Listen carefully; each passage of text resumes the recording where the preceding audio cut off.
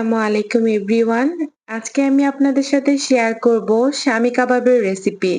একদম ঘরোয়া স্টাইলে এবং অল্প উপকরণে তৈরি করে ফেলবো শামি কাবাব। অল্প উপকরণে তৈরি করলেও এই শামি কাবাবের টেস্ট আপনার মুখে লেগে থাকার মতো। এখানে আমি সলিড গরুর মাংস নিয়েছি ৩০০ গ্রাম আর বুটের ডাল নিয়েছি হাফ কাপের একটু বেশি, যেটা ভিজিয়ে রাখার পর ডাবল হয়ে যায়। এরপর পরিমাণ মতো মরিচের গুঁড়ো, লবণ, আদা বাটা, রসুন বাটা, গোটা গরম মসলা যেটা রান্নার পরে উঠিয়ে নিতে হবে, আর পরিমাণ মতো তেল দিয়ে সুন্দর মতো মাখিয়ে নেব।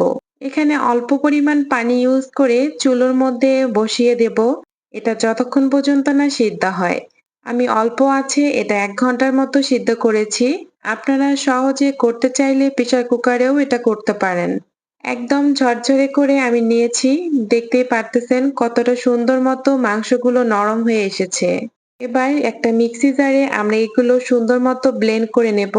একেবারেই মিহি করতে যাবেন না, হালকা আস্ত রাখবেন যাতে গরুর মাংসের যে শাঁসটা সেটা বোঝা যায়। তাহলে পরবর্তীতে খেতে বেশ ভালো হয়। এই তো আমি সুন্দর মতো মিক্সি জারে ব্লেন্ড করে নিয়েছি। এরপর আমরা এখানে পরিমাণ মতো পেঁয়াজ কুচি ইউজ করব। এখানে আমি হাফ কাপের একটু বেশি পেঁয়াজ কুচি ইউজ করেছি। পরিমাণ মতো কাঁচামরিচ ইউজ করব। এখানে আপনারা আপনাদের ঝালটা আপনাদের পরিমাণ মতো দিতে পারেন। আমি এখানে ২ টা ডিম ইউজ করব। প্রথমে একটা ডিম ইউজ করব। এরপর সুন্দর মতো মাখিয়ে নেব। ব্যাটারটা একটু টাইট হওয়ার কারণে আমি সেকেন্ড একটা ডিম ইউজ করেছি।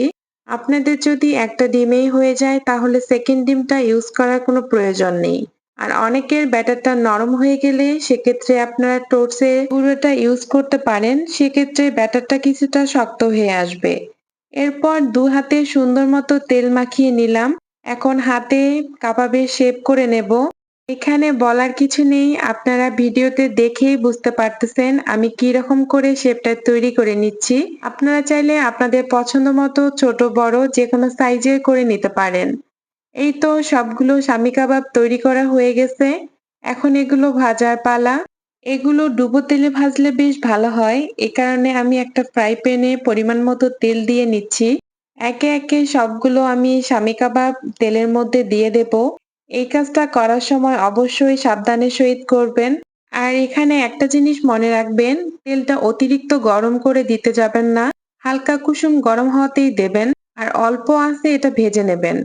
আমি সুন্দর একটা কালার হওয়া পর্যন্ত অপেক্ষা করলাম।